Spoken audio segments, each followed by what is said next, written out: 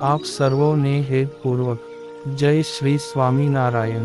આજની સત્સંગ કથા વાર્તા નિજ મંદિર સાવરકુંડલા। આજની સત્સંગ કથા વાર્તામાં આપણે ચરિત્ર કથા અંતર્ગત ગામ બોટાદના ગિરધરભાઈ વડોદરિયા અને કચ્છ પ્રદેશના ગામ રાપરના સામંતજીની પ્રસંગ વાર્તા સાંભળશું। એકવાર બોટાદમાં નિત્યાનંદ સ્વામી પોતાના મંડળના સાધુ લઈને વિચરણમાં પધાર્યા ને મંદિરે ઉતર્યા ત્યારે પરમ ભક્ત ભગાદોશી તથા પારેખ રામજીભાઈ તથા મૂળચંદભાઈ વગેરે સર્વે હરિભક્તોએ આવી દંડવત પ્રણામ કરીને પગે લાગ્યા। પછી ભગાદોશીને ત્યાંથી સીધું સામગ્રી આવ્યા તેની રસોઈ કરીને સ્વામી વગેરે સહુ સંત જમ્યા। પછી સાંજે સભા થઈ ત્યારે ગામમાંથી સહુ હરિભક્તો વાતો સાંભળવા માટે આવ્યા। તેને સ્વામીએ વાતો કરી તે વખતે ગિરધરભાઈ વડોદરિયાએ નિત્યાનંદ સ્વામી પાસે આવી વિનંતી કરીને કહ્યું કે સ્વામી, મને કાની સેવા બતાવો તે સેવા કરું। ત્યારે નિત્યાનંદ સ્વામીએ કહ્યું, જે ગઢપુરમાં મહારાજના ભૌતિક દેહનો અગ્નિ સંસ્કાર કર્યો છે તે ઠેકાણે શિખરબંધ મંદિર કરાવ્યું, તેને હવે છોવરાવવું છે, તે તમે છોવરાવો। ત્યારે તેણે કહ્યું, જે ભલે સ્વામી, હું તેનો ખર્ચ આપું ને તમે ત્યાં જઈને છોવરાવો। પછી વળતે દિવસે સ્વામી પોતાના મંડળના સંતને લઈ ગઢપુર પધાર્યા ને ભાવનગર તથા જામનગરના કડિયાઓને તેડાવી મંદિર છોવરાવવાનું કામ શરૂ કર્યું।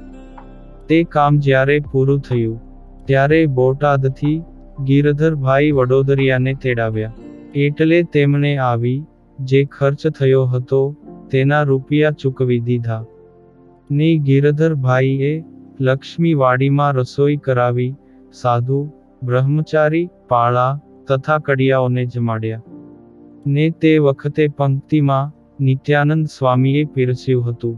પછી સ્વામીએ જ્યાં શ્રીજી મહારાજની બેઠકની છત્રી છે ત્યાં સભા કરીને બેઠા। તે સમયે બોટાદવાળા ગિરધરભાઈ વડોદરિયા આવીને સ્વામીને પગે લાગી બેઠા ત્યારે તેને સ્વામીએ બહુ રાજી થઈને વચન આપ્યું, જે તમને શ્રીજી મહારાજ સારો પુત્ર દેશે તેમ સ્વામીએ વર આપ્યો। પછી એક વરહ વીત્યે નિત્યાનંદ સ્વામીના આશીર્વાદે દીકરાનો જન્મ થયો, જેને વર્તમાન ધરાવ્યા ને મણિલાલ નામ રાખ્યું। એમ જે મોટા પુરુષને રાજી કરે તેના સંકલ્પો જરૂર સત્ય થાય છે। આ પુનિત પ્રસંગ આજે શ્રી હરિચરિત્ર ચિંતામણી ભાગ 3 માંથી સાંભળ્યો। એક સમયે શ્રીજી મહારાજ વિચરણમાં ફરતા ફરતા કચ્છ પ્રદેશમાં ગામ રાપરને વિશે પધાર્યા। ત્યાં સામંતજી સરવૈયાના દરબાર ગઢના ફળિયામાં આવીને જય સચ્ચિદાનંદ કહી ઊભા રહ્યા। તે સામંતજી આંખોથી અંધ હતા તો તેમણે પૂછ્યું, જે તમો કોણ છો? ત્યારે મહારાજે કહ્યું કે અમો તો શ્રી સ્વામિનારાયણના સાધુ છીએ। તો સામંતજી કહે, પધારો મારા દરબારમાં ને ઢોલિયા પર બેસો। તે સુણીને મહારાજ કહે, અમો ઢોલીએ નહીં બેસીએ। તો સામંતજીને મનમાં લાગ્યું કે આજ તો પ્રભુ ખુદ પધાર્યા છે। એવો અહેસાસ થતા જ તેઓ અતિ આર્તભાવે પ્રાર્થના કરતા થકા કહેવા લાગ્યા, તમો સ્વામિનારાયણ ના સાધુ નથી, પરંતુ તમો પોતે જ ભગવાન શ્રી સ્વામિનારાયણ લાગો છો। તો જરાક મારી સમીપે આવો। તે મહારાજ તેમની સામે ગયા ત્યારે સામંતજીએ મહારાજને બધે અંગે હાથ ફેરવ્યો ને બોલી ઉઠ્યા, તમો પોતે જ સ્વામિનારાયણ છો। આવો સ્પર્શ સાધુનો ના હોય, તે તો ભગવાનનો જ હોય। મનુષ્યના દેહ અને ઈશ્વરના અંગોમાં સ્પર્શ કનિક અલગ જ હોય। ત્યારે મહારાજે એમના ઉપર હરખભર્યો અનુગ્રહ કરતા થકા કહ્યું, જે તમો ભલે આ દેહે આંખોથી અંધ હોય, પરંતુ તમારી અંતઃકરણની આંખો ઉઘડી ગઈ છે। ત્યારે સામંતજી કહે, મારે દરબાર પધાર્યા છો તો થાળ જમીને જ જવાનું છે. વળી તમારી સાથે બીજું કોણ કોણ છે? ત્યારે પ્રગટ પ્રભુ શ્રીહરિ કહે, અમારી સાથે મૂળજી બ્રહ્મચારી એક જ છે.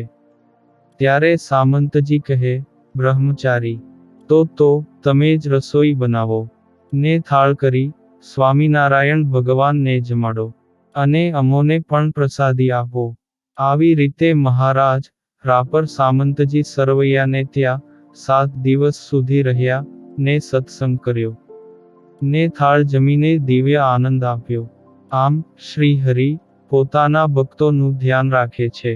આ પાવન પ્રસંગ આજે શ્રીજી મહારાજની ભોજન લીલામાંથી સાંભળ્યો અને હવે પછીની કથા વાર્તા આપણે આગળના ભાગમાં સાંભળશું. અત્યારે આપ સર્વોને ભાવથી જય શ્રી સ્વામિનારાયણ.